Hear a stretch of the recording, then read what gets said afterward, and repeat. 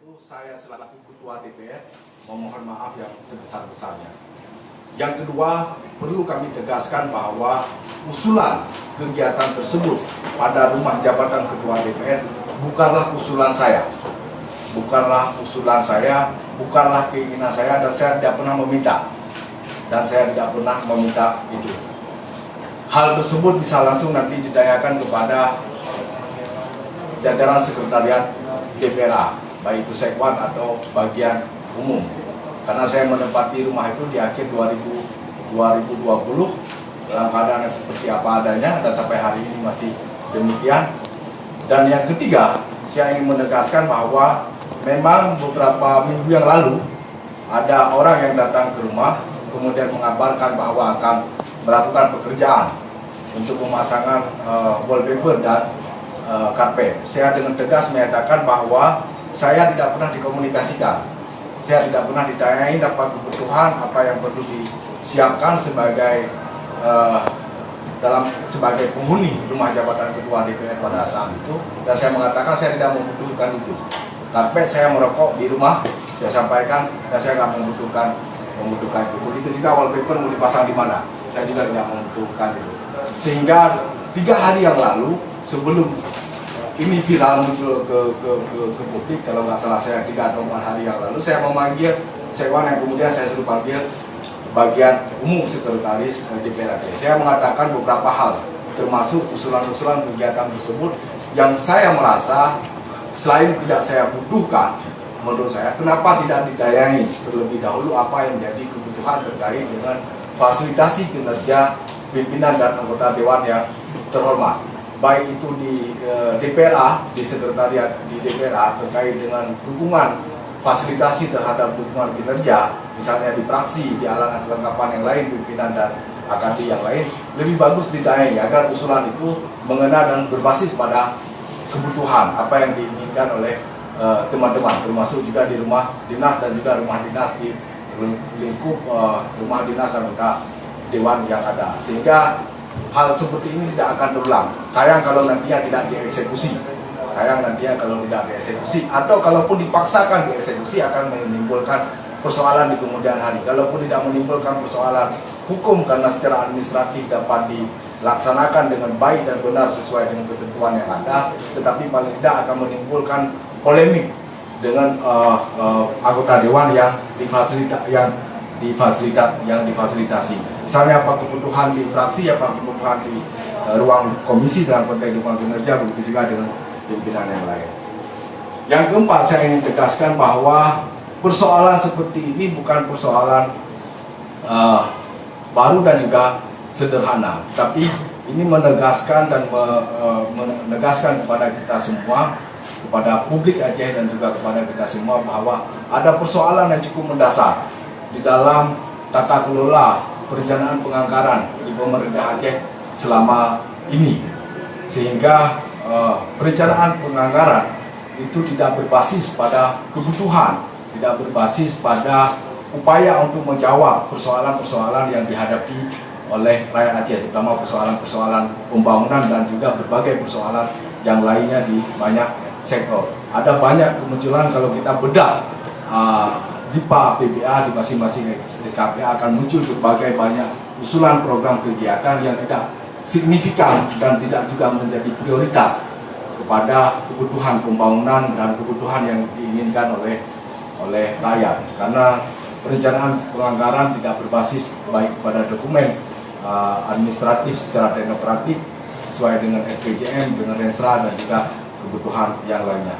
Namun pertanyaannya kemudian, apa fungsi anggota dewan dalam konteks pembahasan anggaran? Sebagaimana kita ketahui bersama, misalnya anggaran tahun 2020, saya ingin tegaskan bahwa itu disahkan di periode yang lalu di bulan September sebelum berakhirnya tahun 2020. Untuk anggaran 2021, seperti kegiatan yang muncul di rumah jabatan Ketua DPRA itu disahkan di Desember 2020 untuk anggaran 2020. Tapi ruang lingkup pembahasannya itu sangat minimalis sekali, karena penuh dengan dinamika pada tahun 2020, baik karena dinamika politik dengan adanya interpelasi dan angket, dan kemudian juga transisi dalam proses definitifnya gubernur, dan pada saat pembahasan pertanggungjawaban anggaran di tahun 2020 juga dulu pernah terjadi dinamika yang sangat signifikan antara legislatif dan eksekutif, yang juga pada akhirnya disahkan rakam pertanggungjawaban dan langsung masuk ke pembahasan anggaran dengan timing waktu yang sangat singkat sekali gitu. Sehingga tidak semuanya terbedah dengan baik apa yang menjadi keinginan publik untuk menjawab persoalan pembangunan di dalam dokumen anggaran karena dibatasi oleh waktu. Sejatinya prosesnya adalah mulai dari musrembang, kemudian masuk pada rencana kerja pemerintah Aceh, dan selanjutnya PPS baru ke RAPBA dan pengesahan atau penetapan APBA sebelum mendapatkan fasilitasi evaluasi Kemendagri. Itu semua sudah ada jadwalnya, termasuk untuk tahun ini. Sejatinya di Juli ini sudah masuk pembahasan. Eksekutif sudah menyampaikan PPS kepada DPR, tapi ini yang baru disampaikan kepada kita adalah rancangan akhir rencana kerja pemerintah Aceh, yang ini juga harus mendapatkan perhatian dan pembahasan dari DPR terkait berbagai program kebijakan, program kegiatan yang ada di dalam rencana kerja pemerintah Aceh tahun 2022. Yang terakhir saya ingin menyampaikan ucapan terima kasih yang sebesar-besarnya kepada publik Aceh, termasuk juga kepada netizen Aceh yang begitu konsen terus melakukan kontrol terhadap pemerintahan Aceh, baik itu eksekutif dan legislatif, terutama terkait dengan berbagai kebijakan dan program anggaran. Dan kita berharap bahwa kontrol yang seperti ini terus juga dilakukan, dan kami sangat terbuka, sangat siap dengan segala kritik dan masukan, juga kontrol publik, sebagaimana juga kami sudah disumpah sebagai bagian dari pelaksana amanah publik yang hari ini diberikan kesempatan dan amanah di jajaran penyelenggara pemerintahan di Aceh. Saya kira itu yang beberapa hal yang ingin saya sampaikan. Kalau ada tanggapan, ada pertanyaan, termasuk juga terkait dengan konteks yang lain atau materi paripurna kita pada sore hari ini, saya juga berikan kesempatan kepada rekan-rekan media dan rekan-rekan pers semuanya. Silakan.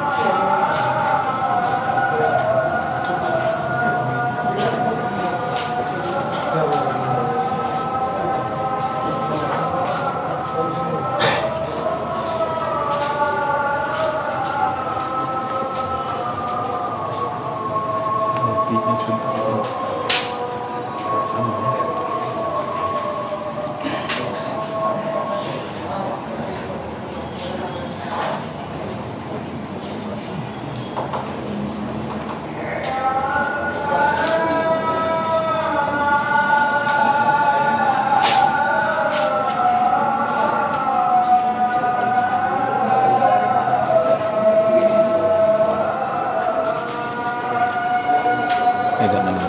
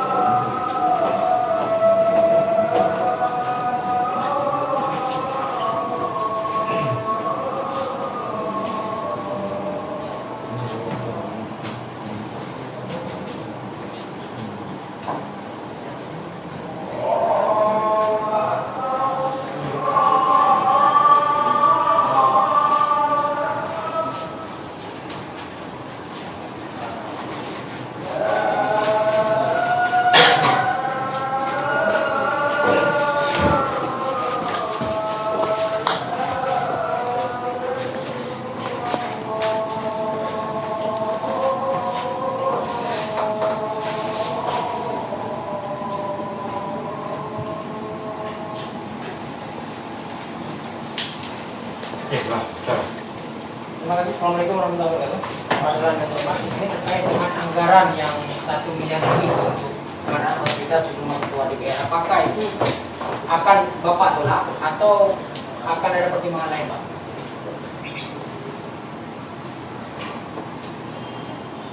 Kondisinya sampai dengan hari ini sepengetahuan saya itu belum dilaksanakan. Dan seminggu yang lalu seperti saya sudah katakan, saya sudah memanggil Sekwan dan Biro Umum mengatakan bahwa semua kegiatan yang ada di situ tidak saya perlukan, terutama misalnya seperti wallpaper, karpet, dan sebagainya tidak saya perlukan.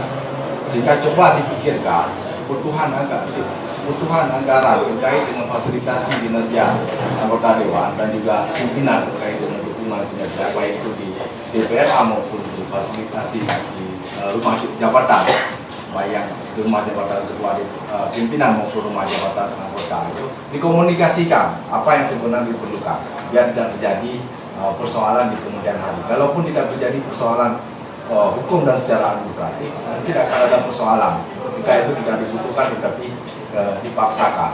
Dan apalagi dalam kasus yang muncul viral dalam beberapa hari ini terkait dengan pengadaan pengadaan kegiatan di rumah jabatan ketua DPRA sebagai rumah negara, rumah jabatan, juga telah mencederai rasa keadilan masyarakat di tengah kondisi yang seperti sekarang ini di tengah pandemi dan juga kondisi kemiskinan yang hal yang kiranya tidak diperlukan, tidak diperlukan dan tidak mendesak, tidak prioritas dan tidak mengganggu kenyamanan dan kinerja dalam konteks fasilitasi yang dimaksud, walaupun itu rumah jabatan rumah negara dalam konteks rumah jabatan, ya tidak perlu harus dilaksanakan, tidak perlu harus dipaksakan. Namun lebih detailnya itu bisa ditanyain nanti sama sekretariat DPRA, termasuk asal muasalnya bagaimana hal itu bisa muncul, menjadi kegiatan di sekretariat DPRA di tahun 2021. Intinya Pak Ketua, dari Pak Ketua sendiri menerima dan dilakukan penyesuaian atau menolak total yang telah dianggarkan?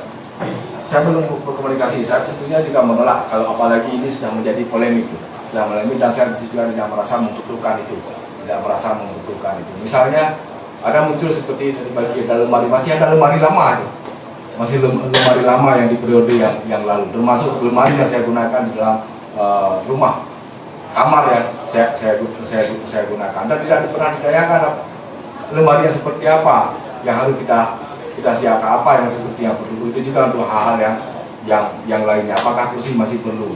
Bahkan beberapa saat yang lalu ada kursi rope itu dari orang rumah itu pernah diminta untuk dijahit ruang kursi tamu tersebut. Tapi detailnya nanti bisa ditanyakan kepada sekretariat DPR karena terkait dengan fasilitas rumah jabatan. Karena itu bukan rumah saya punya rumah sendiri. Izin Pak Ketua. Assalamualaikum warahmatullahi wabarakatuh. Saya Reza dari Media Channel. Soal pembentukan pansus pengadaan biro dan jasa, Pak Ketua. Ini publik menilai ada keraguan di publik bahwa pembentukan pansus ini hanya gertakan karena adanya dugaan tidak direalisasikannya pokok-pokok pikiran Dewan.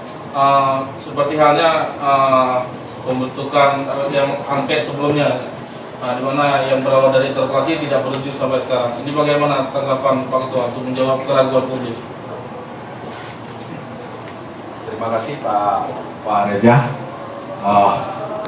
Publik sebagai sosial kontrol termasuk media sangat wajar dengan narasi yang pesimistis mempertanyakan kinerja DPR termasuk dalam konteks kinerja pengawasan. Tapi terkait dengan pansus pengadaan barang dan jasa yang hari ini kita bentuk dalam paripurna, saya melihat kerangkanya dan antusiasme anggota Dewan, semua fraksi itu mengirimkan anggotanya di dalam pansus tersebut. Karena dari hasil pembahasan kita di Banmus, selain ini sudah memasuki triwulan kedua dan ada banyak hal carut marut terkait dengan pengadaan barang dan jasa, ini perlu kita buka, perlu kita lihat secara terang benderang. Ada apa sebenarnya yang terjadi dengan proses pengadaan barang dan jasa di pemerintah Aceh?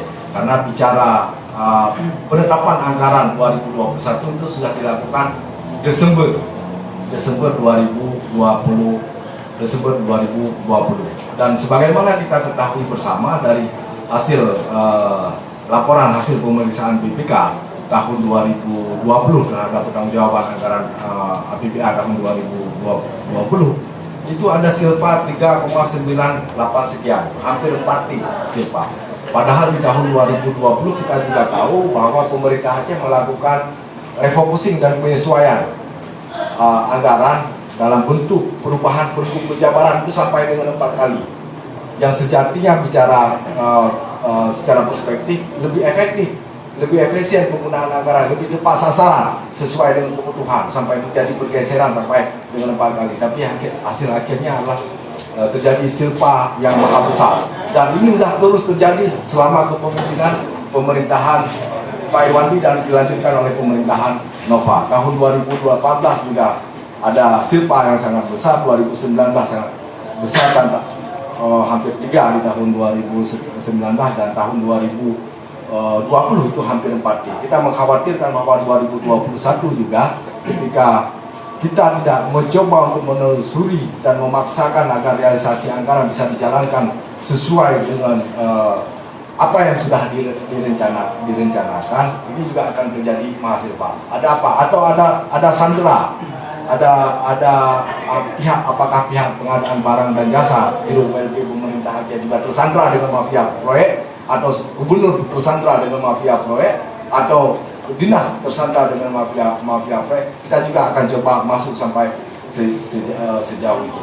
Nah, konteksnya berbeda dengan angket di tahun yang lalu. Konteks angket itu pasca interpelasi dan kita menolak seluruh jawaban interpelasi atau pertanyaan yang diberikan oleh Dewan di dalam interpelasi, yang keseluruhannya kita tolak jawaban yang diberikan oleh gubernur, dan kemudian berlanjut kepada angket yang mengharuskan prasyaratnya untuk diputuskan dan ditetapkan sikap politik pengawasan dengan membentuk angket itu di dalam paripurna dengan keharusan kehadiran 3/4 dan 2/3 persetujuan. Pada saat itu kita tidak cukup anggota. Ya, kami bisa mengerti karena ini juga lembaga politik, semua juga punya kepentingan. Ada yang pro dan kontra. Jadi kenapa angket tidak berlanjut pada saat itu? Memang persyaratan kepesertaan yang harus hadir di paripurna itu tidak terpenuhi. Sekitar 5 orang. Nah, kalau pansus tidak membutuhkan itu, hanya persetujuan paripurna, dan setelah diputuskan oleh Banmus beberapa hari yang lalu, kemudian kita bawa ke paripurna untuk diambil keputusan di paripurna, dan secara keseluruhan fraksi di DPRA dengan mengirim anggotanya dalam pansus artinya setuju juga dengan pansus, dan tadi juga sudah dibuktikan bahwa mereka setuju untuk dibentuk pansus pengadaan barang dan jasa tersebut.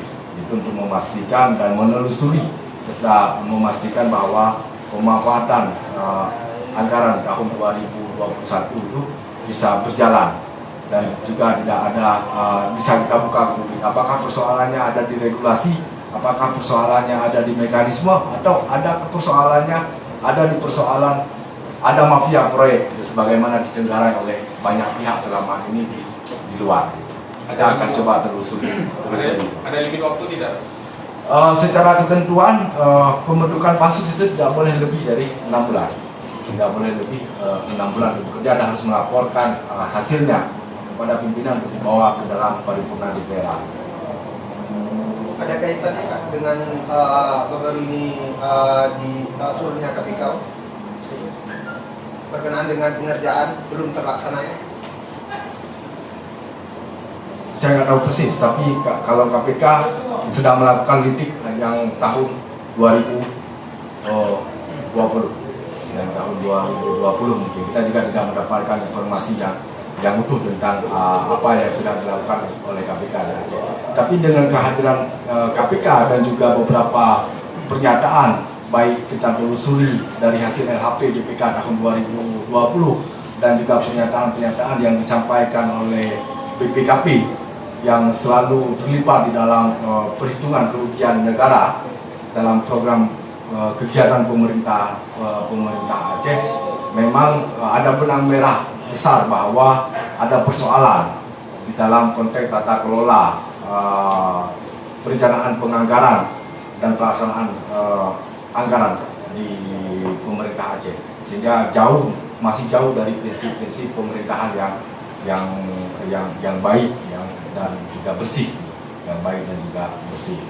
Dan pernyataan lembaga-lembaga tersebut saya kira menegaskan akan situasi tersebut. Begitu juga apa yang dilakukan kontrol oleh DPRA sepanjang tahun 2020 dalam beberapa banyak kegiatan besar pemerintah Aceh dan juga berujung pada pilihan sikap politik dengan interpelasi dan angket. Sesungguhnya ini menandakan bahwa memang ada persoalan di dalam penyelenggaraan pemerintahan di Aceh, terutama terkait dengan prinsip-prinsip good dan clean government saya kira. Jika ada ditemukan nanti temuan dari kinerja pansus, hasil temuan itu bagaimana tindak lanjutnya dari Dewan? Ada pilihannya, nanti akan kembali kita duduk di Banmus. Ada pilihan sikap kelembagaan yang bisa dilakukan secara administratif yang menjadi kewenangan DPRA, dan juga ada pilihan sikap yang mungkin harus ditindaklanjuti oleh lembaga aparat penegak hukum. Saya akan menyampaikan itu secara berkala dan terbuka, dan sebagai pimpinan lembaga akan memastikan bahwa pansus itu akan bekerja dengan sungguh-sungguh dan selalu mengupdate setiap perkembangan dan informasi kepada publik di Aceh agar kita sama-sama bisa mengawal dan mengkontrol itu, termasuk hasil yang didapatkan oleh pansus tersebut nanti ya, itu dapat juga diketahui oleh publik, dan apakah mengharuskan misalnya untuk keterlibatan aparat penegakan hukum karena misalnya ada persoalan hukum atau persoalannya hanya persoalan administratif dan regulasi, atau ada apa gitu. Karena ini kan tidak main-main gitu. Udah bulan 7 gitu. Udah di bulan kedua anggarannya cepat, pengesahannya di Desember, tapi kok belum apa-apa berjalan gitu. Ada apa sebenarnya gitu.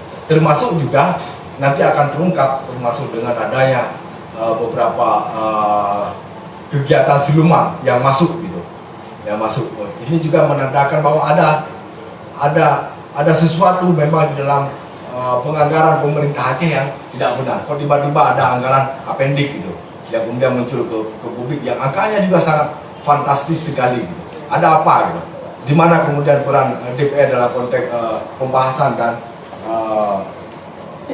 juga pengawasan hari ini. Kenapa tiba-tiba muncul? Kita tidak pernah merasa itu ada kegiatan tersebut di dalam proses pembahasan. Nah, ini yang saya katakan bahwa ada prinsip-prinsip di dalam penyelenggaraan pemerintahan, terutama prinsip-prinsip penyelenggaraan pemerintahan yang baik atau yang benar dan bersih itu tidak terpenuhi di dalam penyelenggaraan pemerintah Aceh hari ini. Bisa jadi juga akan muncul banyak kegiatan-kegiatan yang lain yang sama sekali dalam proses pembahasan yang tidak ada sampai proses evaluasi Kemendagri kemudian ditetapkan, tetapi di DPA-nya ada. Di DPA-nya ada kegiatan tersebut. Kapan masuknya? Gitu. Karena day to day penyelenggara pemerintah otoritasi ada di eksekutif, di birokrasi, termasuk dalam mengeksekusi kegiatan tentunya. Ini yang juga harus kita buka secara terang benderang kepada publik. Dan kami ingin memastikan bahwa untuk tahun ini, untuk perencanaan penganggaran ke depan, dari awal sejak periode kami misalnya terkait dengan usulan masyarakat melalui pokok-pokok pikiran anggota dewan dari hasil reses, itu selalu kita sampaikan di dalam paripurna, dan dokumennya selalu kita serahkan secara resmi di dalam paripurna untuk diinput dan dibawa ke dalam proses perencanaan penganggaran, baik itu di Musrembang maupun di dalam rencana kerja pemerintah Aceh. Selalu pokok-pokok pikiran itu kita sampaikan hasil reses itu di dalam paripurna. Dan saya kira itu tradisi baru yang tidak terjadi di sebelumnya, di periode sebelumnya. Oke, Ketua, satu lagi Ketua, mengenai masalah pilkada. Kita ketahui bersama bahasanya pemerintah pusat sudah menetapkan pilkada 2024 itu. Kemudian kita sempat diam sejenak, kemudian baru sekarang muncul lagi wacana pilkada 2022. Mengenai kepastian hukumnya, apakah kita memang komit akan 2022 atau bagaimana sebenarnya? Sejak dari awal Aceh dengan semua stakeholder, termasuk juga pemerintah Aceh dan DPR, bahwa sepakat pilkada Aceh itu dilaksanakan tahun 2022 dalam berbagai proses rapat-rapat koordinasi, baik terutama yang dilaksanakan oleh DPR, baik dengan pemerintah Aceh, dengan stakeholder yang lain, KIP, juga Panwasli dan juga stakeholder yang lain, termasuk juga dengan kabupaten kota. Jadi penyelenggara, pemerintah, dan juga stakeholder yang lain itu sepakat bahwa penyelenggaraan pilkada Aceh itu dilaksanakan tahun 2022. Termasuk juga pemerintah Aceh mengambil prakarsa untuk revisi Kanun 12 tahun 2006 tentang pemilihan gubernur, wakil gubernur, bupati, wakil bupati, wali kota, dan wakil wali kota. Dan proses pembahasan kanun tersebut itu sudah selesai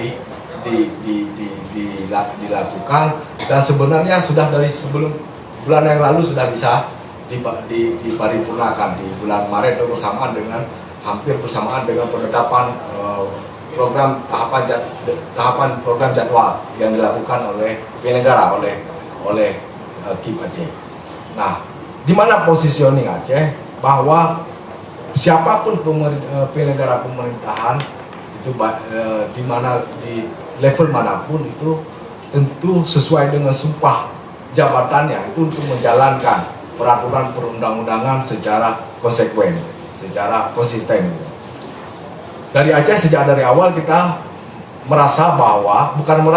meyakini bahwa Undang-Undang Republik Indonesia Nomor 11 Tahun 2006 itu mengatur tentang penyelenggaraan pilkada di Aceh, yaitu pasal 65 sampai dengan pasal 95, 2 bab, mulai dari penyelenggaranya yang berbeda, proses rekrutmen penyelenggaranya juga berbeda, persyaratan pencalonannya juga berbeda, teknis pelaksanaannya yang diatur juga dengan kanun atau dengan perda yang tidak ada di tempat lain, anggaran yang digunakan juga anggaran APBA untuk gubernur, wakil gubernur, bupati, wakil bupati, wali kota, wakil wali kota, dengan anggaran sharing APBK dengan APBA, sampai dengan pasca pemilihan, di mana proses pengambilan sumpah dan pelantikan pimpinan daerah yang terpilih itu, baik bupati, wali kota, dan juga gubernur, wakil gubernur, berbeda dengan Dewan Nasional. Sehingga kita merasa bahwa tidak harus menjalankan ini secara konsisten. Sepanjang teks ini masih ada, pasal-pasal di dalam Undang-Undang Republik Indonesia Nomor 11, mulai dari pasal 65 sampai dengan pasal 95 yang mengatur tentang pelaksanaan pilkada, itu masih ada dan belum dicabut. Dia masih bunyi sebagai sebuah teks peraturan perundang-undangan, maka menjadi kewajiban siapapun penyelenggara pemerintah Aceh itu untuk patuh, tunduk untuk menjalankan kewajiban undang-undang tersebut, termasuk dengan pemerintah pusat. Nah, di nasional itu ada Undang-Undang 10 tahun 2016 yang mengatur tentang pelaksanaan pilkada serentak itu di November tahun 2024. Tetapi ada satu pasal, yaitu pasal 199, di mana di pasal tersebut disebutkan bahwa ketentuan di dalam peraturan perundang-undangan ini juga berlaku untuk daerah istimewa dan khusus seperti Aceh, DKI, DIY, Papua dan Papua Barat. Sepanjang tidak diatur tersendiri di dalam undang-undang tersendiri dan diatur di dalam undang-undang tersendiri. Pertanyaannya, dari 5 daerah istimewa dan khusus DKI, DIY, Papua, Papua Barat dan Aceh selain istimewa dan juga khusus, siapa yang ada mengatur itu? Undang-undang mana yang ada mengatur itu? Tidak ada pengaturan di undang-undang DKI, tidak ada pengaturan di undang-undang keistimewaan Jogja, tidak ada pengaturan di undang-undang khusus Papua.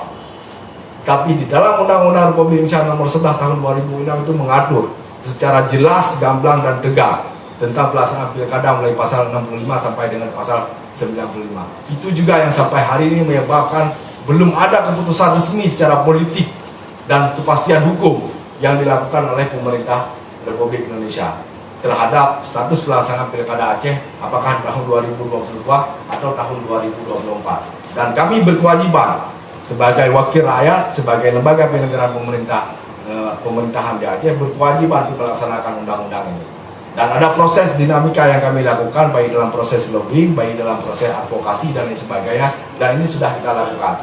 Kita juga berharap bahwa pemerintah Aceh juga bisa bersama-sama melakukan itu, dan publik tahu, media juga terupdate terkait dengan agenda-agenda, langkah-langkah lobby dan langkah-langkah advokasi yang selama ini juga langkah-langkah koordinasi yang selama ini dilakukan oleh DPR Aceh.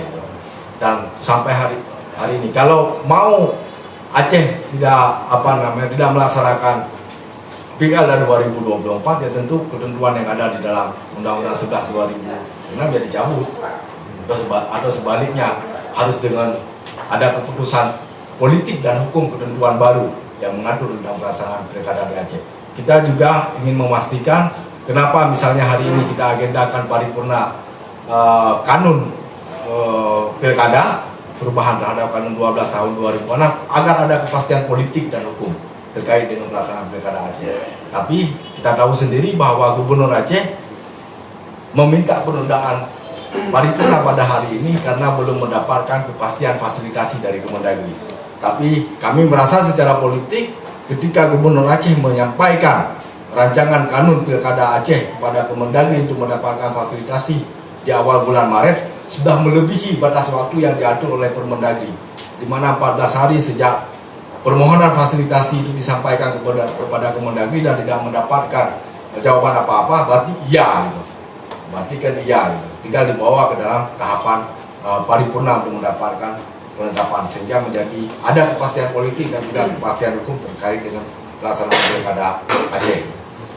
Artinya ini hasil fasilitasi seharusnya sudah harus turun, mestinya sudah harus turun dari bulan April, ya, dari bulan Maret gitu. Oke, kenapa DPR ini masih mempertimbangkan menunggu Gubernur Aceh meminta fasilitasi itu? Kenapa dia langsung dilakukan paripurna?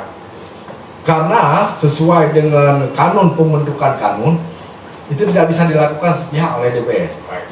Karena di dalam kanun nomor 5 yang mengatur tentang pembentukan kanun Aceh, kanun pilkada itu prakarsanya dari Gubernur Aceh. Mestinya Gubernur Aceh hari ini datang untuk menyampaikan pandangan, untuk menyampaikan penyampaian kanun Aceh tentang pilkada. Baru kemudian DPR Aceh itu menanggapi kanun tersebut. Baru terakhir itu pendapat akhir dari fraksi-fraksi gitu. Jadi pemakarsa, kalau ini pemakarsa eksekutif, berarti eksekutif menyampaikan di dalam paripurna terkait dengan proses pembahasan kanun tersebut sehingga sudah final. Kemudian juga dari sisi DPR juga pembahas yang menyampaikan pandangan terhadap proses pembentukan kanun tersebut, dan juga secara politik nanti fraksi-fraksi itu menyampaikan pendapat akhir. Kalau mau dibuka pemandangan umum kepada seluruh anggota juga bisa dibuka pemandangan umum seluruh anggota. Tapi kalau pun nggak dibuka, tahapannya sudah terpenuhi untuk ditetapkan menjadi kanun. Karena kanun itu kan kesepakatan bersama. Nah, kalau seperti kasus hari ini, Gubernur meminta menunda dan Gubernur tidak hadir untuk menyampaikan rancangan kanun tersebut di dalam paripurna, terpaksa tidak bisa dilanjutkan karena tidak akan menjadi kanun karena prasyaratnya tidak kita penuhi gitu. Alasan Pak Gubernur masih akan berkonsultasi dengan dengan Kemendagri terkait dengan proses falsifikasi tersebut. Kita menunggu aja. Ada batas waktu sampai kapan? Kita menunggu dan kita melihat langkah-langkah konkret yang akan dilakukan oleh Gubernur. Karena selama ini kita melihat bahwa ada keseriusan dan konsistensi dari seorang Gubernur Aceh dalam proses melakukan advokasi dan koordinasi dan terutama terkait dengan kanun pelaksanaan pilkada Aceh. Dan selama ini yang datang selalu perwakilan, baik itu asisten 1, biro hukum, biro pemerintahan, ada koordinasi disepakati segala macam, tapi tidak ada tindak lanjutnya yang dilakukan oleh eksekutif.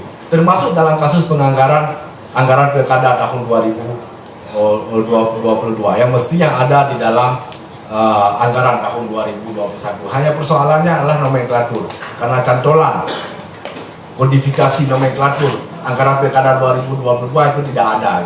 Mestinya jauh-jauh hari, karena kita sudah ingatkan dan dari awal kita sudah selalu melakukan pembahasan dan koordinasi bersama untuk mengadvokasi agar nomenklatur itu ada, dan itu bukan tugas legislatif, itu tugas eksekutif gitu. Sehingga tidak ada persoalan gitu. Karena penyelenggara juga sudah melakukan tanggung jawabnya gitu. Sesuai dengan perintah Undang-Undang Republik Indonesia Nomor 11 Tahun 2006, penyelenggara sudah menetapkan program jadwal tahapan untuk pelaksanaan pilkada. Tiba-tiba terhenti program jadwal tahapan itu tidak bisa dilaksanakan karena dukungan anggaran tidak ada dari pemerintah Aceh. Apakah bisa kita bilang Gubernur ini masih ragu dengan produk hukum yang ada di Aceh? Kalau saya statementnya, siapapun penyelenggara pemerintah Aceh mau di semua level tingkatan itu harus konsisten dan wajib taat dan patuh sesuai dengan sumpah jabatannya terhadap pelaksanaan undang-undang. Dan itu Undang-Undang Republik Indonesia Nomor 11 Tahun 2006 itu adalah undang-undang yang siapapun penyelenggara pemerintah Aceh untuk patuh dan konsisten menjalankannya. Artinya kita tidak bisa menyimpulkan apakah beliau ragu atau tidak gitu. Kita butuh statement Pak Abu gitu. Bang, berapa lama DPR bakalan menunggu dari Kita akan terus mendorong sebenarnya, kita lihat langkah-langkah.